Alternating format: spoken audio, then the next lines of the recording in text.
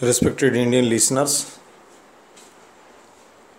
पिछले दिनों जो बड़े पैमाने पर भर्तियां आयोगों द्वारा परीक्षाएं जो आयोजित की गई थी अलग अलग राज्यों में, उनको रद्द किया जा रहा है तकनीकी प्रमाण मिलने के बाद में। उन एजेंसियों के खिलाफ जो साक्ष्य मिले, ठोस प्रमाण बहादुर लोगों ने सामने रखे और लोगों को उनको रद्द करना पड़ा। इस तरह की धांधली लंबे समय से चलती आ रही है। भारतीय संविधान ने व्यवस्था की थी कि प्रतिभाओं को पाला जाएगा किसी पद पर बैठाने के लिए।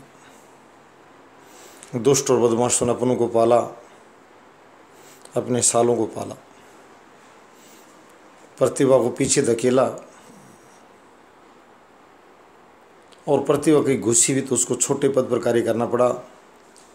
उसके ऊपर एक अयोग्य व्यक्ति को नाचने के लिए बैठा दिया गया कि आपसे बड़ा पद धारण करता है और ये आपको निर्देश और आदेश देगा। माननीय सर्वोच्च न्यायालय और भारतीय जनता, दो अदालतें ही हैं, एक जनता की अदालत, एक राज्य की अदालत, और दूसरे राजनीतिक दलों के नेता अभिनेता जितने भी हैं, स्पष्टवादी, ईमानदार और एक से एक चढ़कर बातूनी बादशाह, उन बातूनी बादशाहों को मैं कहूँगा कि वो हमारे साथ हैं।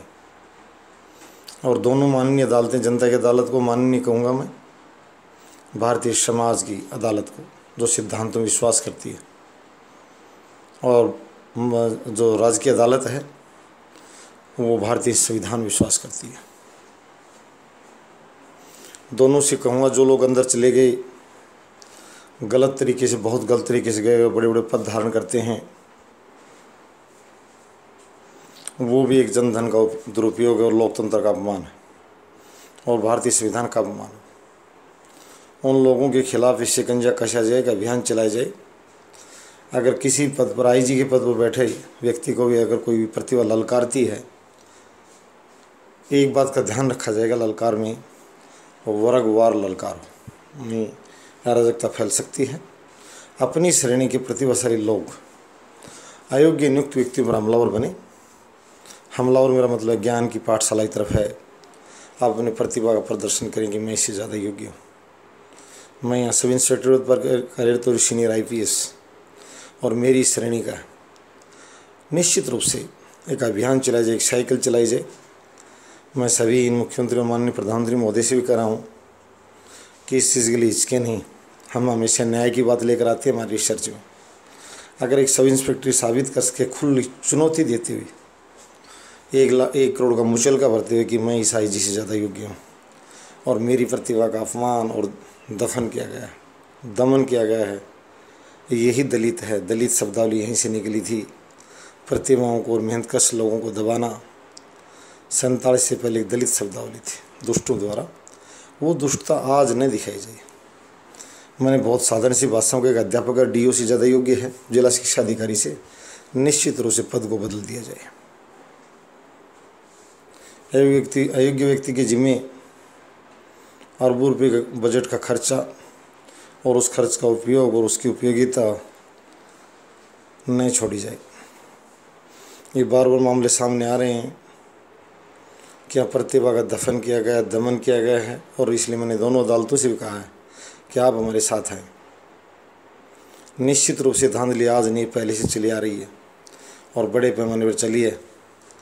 लोग लूट खसोट से धन्ना सेठ बन बैठे, जिनका कोई प्रमाणिक अपराध का प्रमाण भी नहीं छोड़ा, साफ कर दिया। तो मैं ज़्यादा नहीं कहकर इतना कहूँगा सुबह प्रातःकालीन सभा में कि फिल्ट्रेशन का डर खत्म हो जाएगा। इससे उसे ये डर रहेगा कि अयोग्य जाएगा कहाँ, वहाँ जाकर पकड़ लेंगे।